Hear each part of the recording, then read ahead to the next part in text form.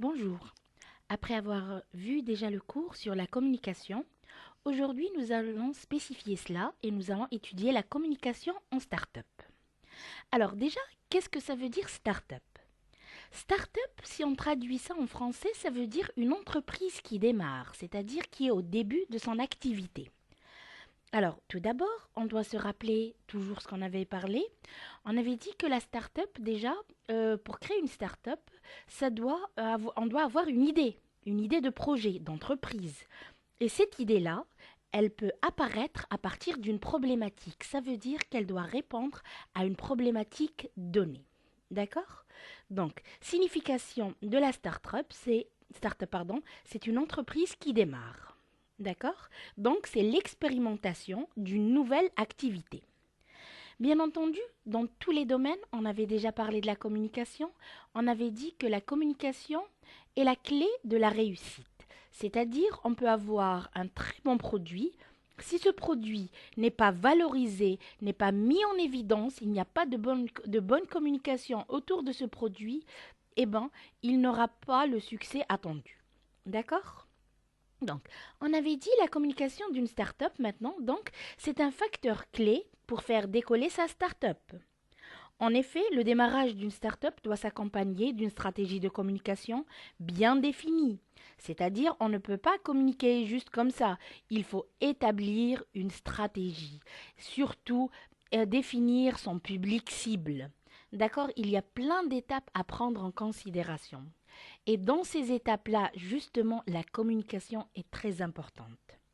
Le but étant de faire découvrir à sa cible son produit ou service et se démarquer sur le marché.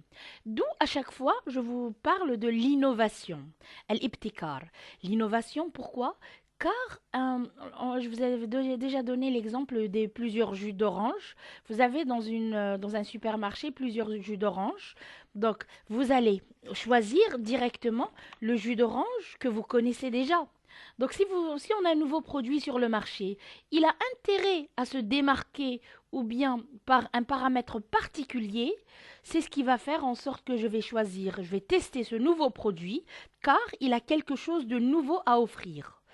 Si c'est exactement la même chose que les autres produits qui sont sur le marché, à ce moment-là, pourquoi je vais prendre des risques et je vais changer? Je vais garder une valeur sûre, un produit que je connais déjà par sa réputation. D'accord? Donc, c'est pour ça que l'innovation est importante. C'est ce qui permet au produit de se démarquer des autres produits. D'accord? Donc, il ne faut pas sous-estimer, pardon, la puissance de la communication et on peut la réajuster tout au long du développement. Alors, il existe plusieurs stratégies de communication. Donc, déjà, c'est quoi une stratégie de communication? Elle doit être en cohérence avec la cible et être adaptée à la start-up, bien entendu. Je vous ai dit, je ne vais pas aller vendre des protéines pour sportives dans une maternité. Ça n'a rien à voir. D'accord? Il existe différents canaux de communication, surtout en ces temps modernes. Il faut savoir choisir le bon et savoir les utiliser. Maintenant, comment une start-up peut construire sa communication de façon originale et efficace? On a plusieurs possibilités. Donc, toujours, je vous ai dit l'originalité. Alors, la storytelling, ça veut dire quoi? Ça veut dire qu'on va créer une relation, on va dire, émotionnelle entre le produit et le consommateur. Vous êtes dans une école des sciences des aliments, vous serez tenu à peut-être, Inch'Allah, ouvrir une entreprise, votre propre entreprise. Donc, vous devez créer un lien, on va dire un lien de proximité avec le consommateur. Soit parler d'un passé, soit créer une histoire autour de votre produit, de manière à ce qu'il y ait un lien affectif. D'accord? Alors, ça veut dire quoi? Donc, consiste à communiquer par l'intermédiaire d'une histoire ou de plusieurs histoires emblématiques de la marque pour capter l'attention du consommateur et créer une connexion émotionnelle avec la marque. Dans le contexte marketing, la storytelling est utilisée pour la communication publicitaire. C'est ce qu'on voit surtout au niveau des publicités.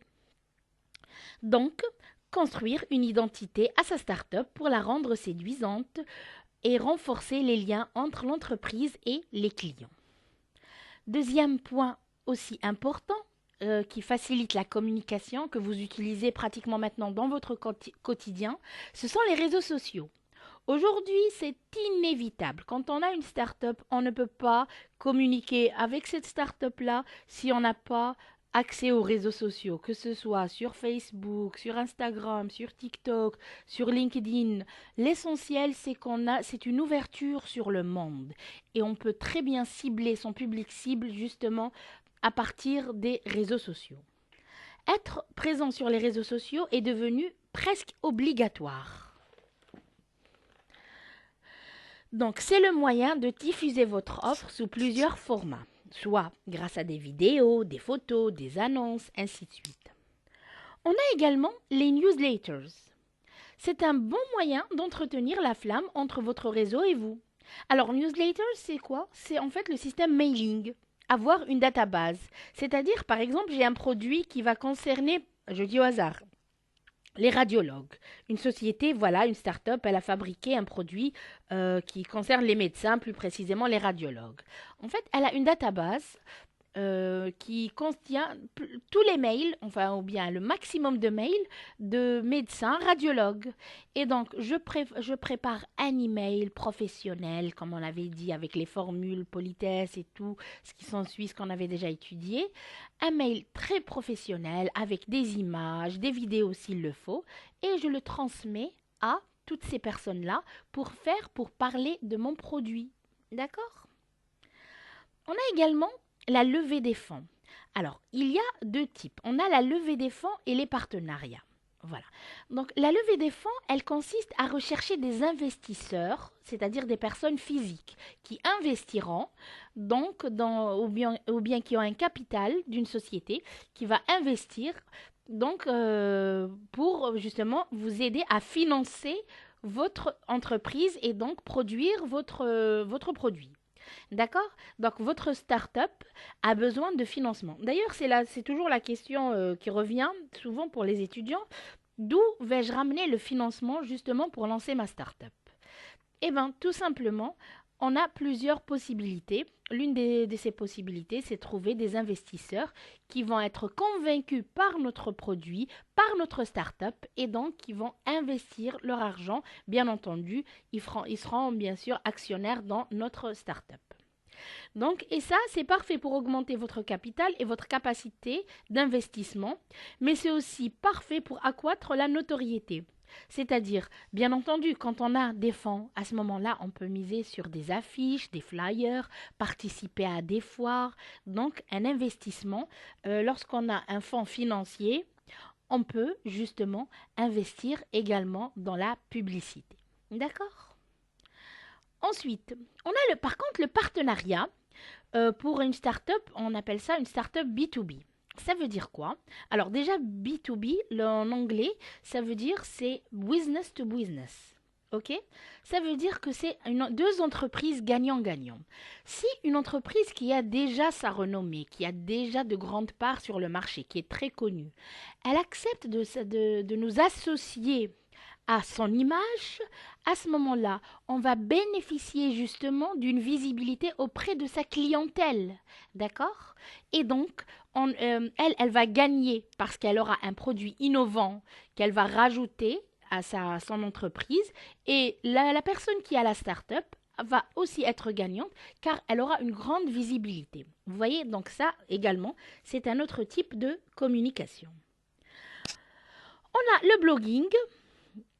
Donc le blogging, c'est quoi? C'est consacrer beaucoup de temps, justement, faire un blog, c'est-à-dire faire une page web sur laquelle on va promouvoir nos différents produits. Voilà.